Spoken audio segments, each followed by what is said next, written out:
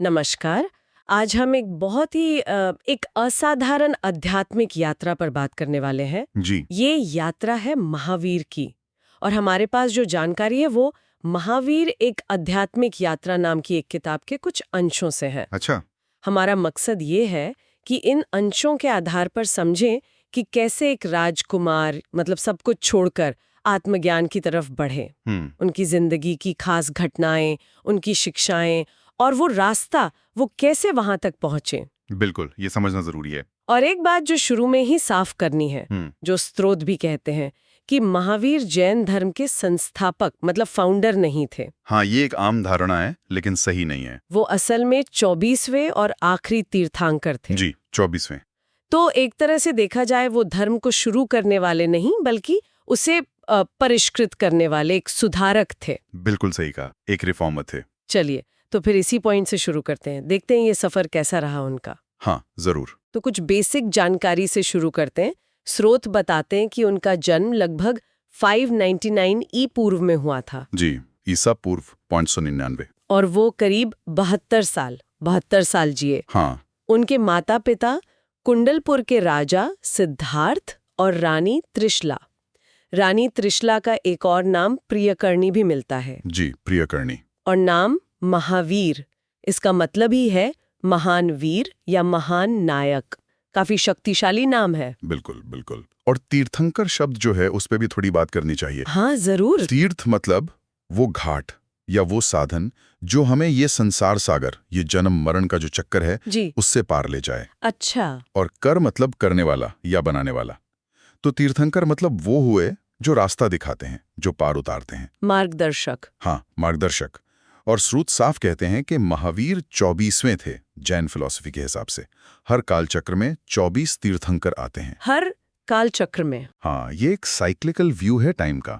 और ये तीर्थंकर जो सनातन सत्य हैं उन्हें उस समय के हिसाब से फिर से बताते हैं, स्थापित करते हैं। तो वो फाउंडर से ज्यादा एक तरह से रिवाइटलाइजर थे। अच्छा, ये बात है। उनके दूसरे नाम भी थे ना, वर्धमान और सन्मति। जी हाँ, वर्धमान मतलब जो बढ़ रहा हो, उन्नति कर रहा हो, और सन्मति यानी अच्छी बुद्धि वाले। और ये बात तो कमाल की है कि कहते हैं बचपन से ही, सिर्फ 8 साल की उम्र से। हाँ, महज 8 साल की उम्र से। वो अहिंसा जैसे 12 व्रतों का पालन करने लगे थे। सत्य बोलना, सरलता, पवित्रता, ये गुण उनमें बहुत ज्यादा थे। जी, बचपन से ही। और एक खास बात, आजीवन अकिंचन रहे। मतलब कोई संग्रह नहीं, कोई परिग्रह नहीं। हाँ, अकिंचन, ये बहुत बड़ी बात है, खासकर एक राजकुमार के लिए। वही तो, एक राजकुमार में ये गुण होना सोचने पर मजबूर करता है। बिल्कुल। और देखिए, वो अपने माता पिता के लिए बहुत श्रद्धालु थे, उनके प्रति आदर भाव रखते थे। और राजकुमार थे तो जाहिर कुशल राजनीतिक भी थे। हाँ, वो तो होगा ही। लेकिन उनका झुकाव अंदर से हमेशा आत्मचिंतन की तरफ, ध्यान की तरफ रहा। और एक और दिलचस्प बात, स्रोत बताते हैं कि वो जीवन भर अविवाहित रहे। अच्छा, अविवाहित। हाँ, उनका स्वभाव भी बचपन से ऐसा था कि लोग उनके संयम को, उनके वैराग्य भाव को देखकर हैरान होते थे। संगीत, साहित्य, इन कलाओं से भी परिचय था, ऐसा नहीं कि अनभिज्ञ थे। हाँ, लेकिन गहरी रुचि हमेशा ध्यान में, आत्मा की खोज में रही। तो जीवन के जो पहले 30 साल थे वो राजमहल में रहते हुए भी एक तरह की आंतरिक तैयारी में ही बीते। फिर आया वो टर्निंग पॉइंट, है ना, 30 साल की उम्र में। हाँ, वो निर्णायक मोड़। जब गहरे चिंतन में उन्हें ये एहसास हुआ कि ये दुनिया की चीजें, सुख, पद, ये सब तो क्षणिक है। हाँ, क्षणिक है, जैसे पानी का बुलबुला। बिल्कुल। और ये सिर्फ टेम्पररी नहीं है, बल्कि ये कर्मों के बंधन को और मजबूत करती हैं। हाँ, आत्मा को उलझाती हैं। सही कहा। तो उन्हें लगा कि अगर परमानेंट खुशी चाहिए, शाश्वत आनंद, तो उसका रास्ता दुनिया में नहीं है, दुनिया से बाहर है। हाँ, दुनिया के त्याग में है, संन्यास में। यहाँ स्रोत एक बहुत सेंसिटिव बात बताते हैं। क्या? कहते हैं कि उन्होंने अपनी अतीन्द्रिय दृष्टि से देखा, मतलब एक तरह की इंट्यूटिव विजन से। अच्छा। कि वो पहले भी अनगिनत बार जन्म ले चुके हैं। बाप रे।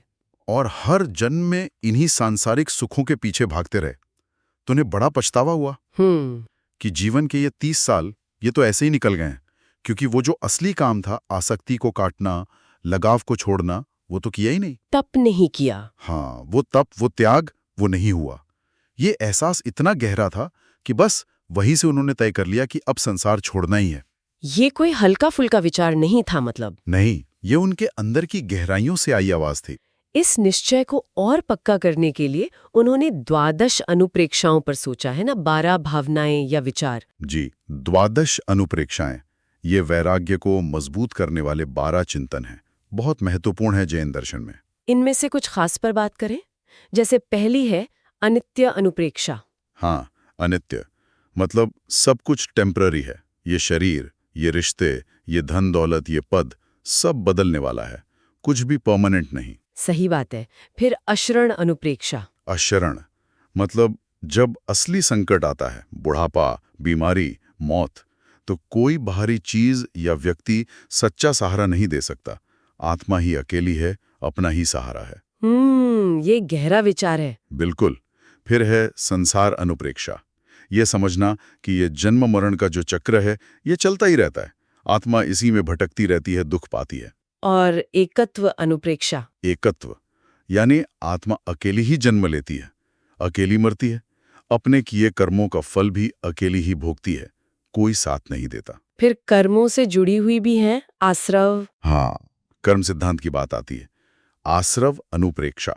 आश्रव मतलब आना, कैसे हमारे मन, वचन, शरीर की एक्टिविटी से कर्म आत्मा की तरफ आते हैं और उससे चिपक जाते हैं। जैसे नाव में छेद से पानी आता है, वैसा कुछ। बिल्कुल सही उदाहरण है। नाव में छेद हैं, उनसे पानी यानी कर्म अंदर आ रहा है, ये हुआ आश्रव। अच्छा, तो फिर उसे रोकने का भी तरीका होगा। हाँ, वही है संवर अनुप्रेक्षा। संवर मतलब रोकना, नाव के छेदों को बंद करना। कैसे? सम्यक दर्शन, ज्ञान, चारित्र और तप से।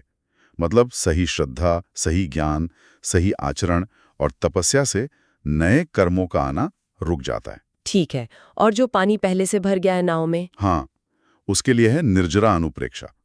निर्जरा मतलब झड़ जाना, निकल जाना। जो कर्म पहले से बंधे हुए हैं, उन्हें तपस्या और ध्यान के द्वारा आत्मा से अलग करना, उनके असर को खत्म करना। और जब सारा पानी निकल जाए? जब सारे कर्म पूरी तरह से खत्म हो जाते हैं, आत्मा एकदम शुद्ध हो जाती है, तब मिलती है मोक्ष की अवस्था, जिसे कैवल्य कहते हैं, संपूर्ण ज्ञान। ये 12 विचार उनके वैराग्य का दार्शनिक आधार बने। तो ये पूरा एक फ्रेमवर्क था जिसने उनके मन को दृढ़ किया। लेकिन उनकी माँ, जाहिर है उनके लिए ये आसान नहीं रहा होगा। स्रोत में उनके बीच की बातचीत का भी जिक्र है। हाँ, वो संवाद बड़ा ही मार्मिक है। महारानी त्रिशला ने कोशिश की उन्हें रोकने की। क्या कहा उन्होंने? उन्होंने कहा कि बेटा, ये तपस्वी जीवन बहुत मुश्किल है। जंगल में रहना, कंदमूल खाना, नंगे पैर घूमना, सर्दी गर्मी सहना, तुम्हारा शरीर तो सुकुमार है, ये सब कैसे सहोगे? अभी तुम्हारी उम्र है, पिता का राजकाज संभालो, अपनी जिम्मेदारियां निभाओ। उन्होंने सांसारिक मोह और कर्तव्य दोनों का वास्ता दिया। लेकिन महावीर तो दृढ़ थे। उन्होंने क्या जवाब दिया? उनका जवाब उनकी स्पष्टता और वैराग्य दिखाता है। उन्होंने बहुत विनम्रता से, लेकिन उतनी ही मजबूती से कहा कि माँ, आप जिन सुखों की बात कर रही हैं, वो तो बस इंद्रधनुष जैसे हैं, अभी हैं, अभी नहीं। क्षणभंगुर। हाँ, क्षणभंगुर। ये दुनिया तो बीमारी, बुढ़ापे, दुख, तकलीफ और मौत से भरी है। जहां हर पल सब कुछ बदल रहा है, अनिश्चित है, वहां सच्चा सुख कहाँ? सही है। उन्होंने कहा कि आत्मा का असली भला इसी में है कि मैं ये सब छोड़कर उस शाश्वत सत्य की खोज में जाऊं। उनके लिए अब रुकना मुमकिन ही नहीं था। और फिर उन्होंने वो कदम उठा लिया। ये भी कितना बड़ा फैसला रहा होगा। बहुत बड़ा। इसके बाद जो उन्होंने किया, वो उनके संकल्प और उनकी अनासक्ति का प्रतीक है। सबसे पहले तो अपनी सारी पर्सनल संपत्ति, जो भी था उनके पास, हाँ, सब जरूरतमंदों में दान कर दिया। कुछ भी अपना नहीं रखा। ये अकिंचन भाव। फिर महल छोड़ा, जंगल की तरफ गए और वहां पहुंचकर अपने राजसी कपड़े उतार दिए, पूरी तरह निर्वस्त्र हो गए। दिगंबर। हाँ, दिगंबर अवस्था। ये सिर्फ कपड़े छोड़ना नहीं था, ये समाज के हर बंधन, हर पहचान, शर्म, लगाव, सबका त्याग था। शरीर से भी मोह का त्याग। और वो अपने बाल उखाड़ने वाली बात, उसका क्या मतलब है? हाँ, कपड़े त्यागने के बाद उन्होंने उत्तर दिशा में मुंह करके सिद्धों को नमस्कार किया, जो आत्माएं मुक्त हो चुकी हैं। जी। फिर अपने ही हाथों से अपने सिर के बाल 5 गुच्छों में उखाड़ दिए। इसे केश लोचन कहते हैं। अपने हाथों से? दर्द नहीं हुआ होगा? यही तो परीक्षा है। ये दिखाता है कि शरीर के प्रति कोई मोह नहीं है। शारीरिक कष्ट को संभाव से सहना है और अहंकार को मिटाना है। ये क्रिया आज भी जैन साधु करते हैं। अच्छा। इस क्रिया के साथ ही वो अरहत कहलाए, यानी पूजनीय। ये सब हुआ उनके जीवन के 30वें साल में, 569 ईसा पूर्व। यहां से उनका सांसारिक जीवन खत्म हुआ और अनंत की यात्रा शुरू। 30 साल की उम्र में, कमाल है। इसके बाद तो फिर कठोर तपस्या चली होगी। हाँ, अगले 12 साल ये उनके जीवन के सबसे कठिन तप और साधना के साल थे। क्या क्या किया उन्होंने? लंबे लंबे उपवास, महीनों तक बिना खाना पानी के, घोर जंगलों में, वीरान जगहों पर, कभी नदी किनारे, कभी शमशान में अकेले ध्यान में लीन रहते थे। सर्दी, गर्मी, बारिश, जंगली जानवर, लोगों का मजाक उड़ाना, पत्थर फेंकना, सब कुछ संभाव से सहा। उनका पूरा फोकस सिर्फ आत्मा के शुद्ध स्वरूप पर था। कहते हैं इस दौरान उनकी परीक्षाएं भी ली गईं। हाँ बिल्कुल, ऐसा वर्णन आता है कि कई बार देवी देवताओं या यक्षों ने उन्हें डिगाने की कोशिश की। जैसे? एक मशहूर किस्सा है कि बहुत सुंदर अप्सराओं ने उन्हें घेर लिया, नाची, गाया, लुभाने की कोशिश की ताकि उनका ध्यान टूटे। लेकिन महावीर तो मेरू पर्वत की तरह अडिग रहे। एक पल के लिए भी उनका ध्यान नहीं भटका। ये दिखाता है कि उनका आत्मसंयम कितना जबरदस्त था, अपनी इंद्रियों पर कितना कंट्रोल था। ये परीक्षाएं उनके संकल्प को और मजबूत करती गईं। 12 साल ऐसी अविश्वसनीय तपस्या, नतीजा क्या निकला आखिर? 12 साल की इस लगातार कठोर साधना के बाद वैशाख महीने के शुक्ल पक्ष की 10वीं तिथि को, लगभग 557 ईसा पूर्व में, ड्रम्भिका गांव के पास ऋजुपालिका नदी के किनारे एक साल के पेड़ के नीचे ध्यान में बैठे हुए उन्हें आखिरकार कैवल्य ज्ञान प्राप्त हुआ। कैवल्य ज्ञान, इसका मतलब क्या है? ठीक? कैवल्य मतलब केवल, यानी आत्मा का अपने असली शुद्ध रूप में आ जाना। वो अवस्था जहां आत्मा में अनंत ज्ञान, अनंत दर्शन यानी सही दृष्टि, अनंत सुख और अनंत वीर्य शक्ति प्रकट हो जाते हैं। मतलब सब कुछ जान लेना। हाँ, सारे कर्म बंधन कट जाते हैं। आत्मा सर्वज्ञ और सर्वदर्शी हो जाती है। उन्हें भूत, वर्तमान, भविष्य, लोक, अलोक, हर चीज का, हर कण का पूरा और साफ ज्ञान हो गया। वाह! कैवल्य ज्ञान के बाद उन्होंने क्या किया? क्या वो बस ध्यान में ही रहे? नहीं, सर्वज्ञ होने के बाद वो रुके नहीं, बल्कि यहीं से उनका असली काम शुरू हुआ, लोक कल्याण का। अच्छा। अगले 30 सालों तक वो लगातार घूमते रहे, गांव-गांव, शहर-शहर गए, लोगों को सत्य, अहिंसा, अपरिग्रह, अनेकांतवाद का संदेश दिया। उपदेश दिए। हाँ, संवत्सरण लगा, उनकी दिव्य ध्वनि खिरी। उनका संदेश इतना पावरफुल था कि बड़े-बड़े राजाओं से लेकर आम लोगों तक लाखों लोग उनके फॉलोअर बन गए। मगध, मिथिला, काशी, कोसल, हर जगह उनका प्रभाव फैला। राजा भी? जैसे? हाँ, बिंबिसार, अजातशत्रु, चेटक जैसे कई राजाओं ने उनके सिद्धांत अपनाए, उनके भक्त बने। तो ज्ञान मिलने के बाद उन्होंने उसे बांटा? बिल्कुल। उनका जीवन सिर्फ अपनी मुक्ति के लिए नहीं था। कैवल्य के बाद तो उनका पूरा जीवन दूसरों को रास्ता दिखाने में लगा। समाज में जो हिंसा थी, पाखंड था, मुश्किल कर्मकांड थे, उनका विरोध किया और एक सरल, नैतिक, आध्यात्मिक जीवन का रास्ता दिखाया। और अंत में निर्वाण? हाँ, अंत में 72 साल की उम्र में, लगभग 527 ईसा पूर्व, कार्तिक महीने की कृष्ण अमावस्या को, यानी दीपावली के दिन। दीपावली के दिन? जी, दीपावली के दिन पावापुरी नाम की जगह पर उन्होंने अपना ये नश्वर शरीर छोड़ा और निर्वाण प्राप्त किया।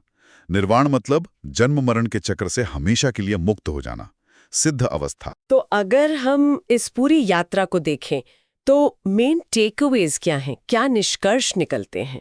देखिए, महावीर का पूरा जीवन ही जैन धर्म के जो मूल सिद्धांत हैं, उनका प्रैक्टिकल डेमोन्स्ट्रेशन है। जैसे कि त्याग, वैराग्य यानी अटैचमेंट से पूरी तरह मुक्ति, अहिंसा, मन वचन कर्म से किसी को दुख न देना, सत्य, अस्तेय, चोरी न करना, ब्रह्मचर्य और अपरिग्रह, जरूरत से ज्यादा जमा न करना, ये सब उनकी जिंदगी में साफ दिखता है। उनका जीवन दिखाता है कि कैसे गहरे आत्मचिंतन से, पक्के इरादे से और कठोर अनुशासन यानी तप से आत्मा पर जो कर्मों की परतें चढ़ी हैं, उन्हें हटाया जा सकता है। हाँ, और वो शाश्वत सुख पाया जा सकता है। हाँ, वो निर्वाण पाया जा सकता है। और ये बात भी अहम है कि स्त्रोत उन्हें संस्थापक नहीं बल्कि 24वें तीर्थंकर और सुधारक मानते हैं। इसका क्या मतलब है? इसका गहरा मतलब है, ये जैन फिलॉसफी के टाइम के साइक्लिकल कॉन्सेप्ट को कंफर्म करता है। अच्छा? जैन मानते हैं कि सत्य हमेशा से है, धर्म का प्रवाह भी हमेशा से है, तीर्थंकर बस उस सनातन सत्य को समय समय पर लोगों के सामने लाते हैं, उसे उस युग के लिए रिलेवेंट बनाते हैं। तो महावीर ने कोई नया धर्म नहीं बनाया? नहीं, उन्होंने पहले से चली आ रही जो निर्ग्रंथ परंपरा थी, जो बंधनों से रहित होने की परंपरा थी, उसी को फिर से जीवित किया, व्यवस्थित किया। उनकी यात्रा के एक्सट्रीम्स भी देखिए, एक शानदार राजकुमार से दिगंबर साधु तक। ये अपने आप में कितना बड़ा मैसेज है। बिल्कुल, ये दुनिया की चीजों, मान सम्मान की असलियत बताता है कि ये सब कितना अस्थायी है और आत्मज्ञान ही सबसे ऊपर है। इस पर उनका जो अटूट विश्वास था वो जाहिर होता है। और जैसे उन्होंने घर छोड़ने से पहले उन 12 अनुप्रेक्षाओं पर सोचा, हाँ, वो दिखाता है कि ये कोई इमोशनल फैसला नहीं था, इसके पीछे एक गहरी फिलॉसफी थी, गहरा विवेक था। तो ये थी महावीर के जीवन और उनकी आध्यात्मिक खोज की एक झलक, जैसा कि हमारे पास जो स्रोत हैं उनमें बताया गया है। एक राजकुमार का सब कुछ छोड़कर आत्मज्ञान की तलाश में निकलना और फिर सर्वज्ञ बनना। ये पूरी कहानी ही आत्म अनुशासन, वैराग्य और जबरदस्त पुरुषार्थ की कहानी है। हाँ, और स्रोत इस बात पर खास जोर देते हैं जो मुझे बहुत महत्वपूर्ण लगती हैं कि जीवन के 30 साल गुजर जाने पर महावीर को यह तीव्र एहसास हुआ कि उन्होंने जो असली काम है, सम्यक ज्ञान पाना और दुख के कारण यानी आसक्ति को मिटाना, वो अब तक शुरू ही नहीं किया था। ये सोचने वाली बात है। बिल्कुल, ये हमें भी सोचने पे मजबूर करता है। ये जो विचार है कि आत्मा अपने मूल स्वभाव में बिल्कुल शुद्ध है, कर्मों के असर से और बाहरी दुनिया के अनुभवों से एकदम अलग है, अगर हम इस विचार को गहराई से समझें तो इसका हमारे जीवन को देखने के तरीके पर, हमारी प्रायोरिटीज पर क्या असर पड़ सकता है। सही बात है। क्या हम भी कभी रुककर सोचते हैं कि ये जो हमारी रोज की भागदौड़ है, कहीं ये हमें आत्मा के असली स्वरूप से दूर तो नहीं ले जा रही? ये सवाल शायद आज भी उतना ही अहम है ना? बिल्कुल, बहुत गहरा सवाल है। इस विचार विमर्श के लिए बहुत बहुत धन्यवाद। धन्यवाद।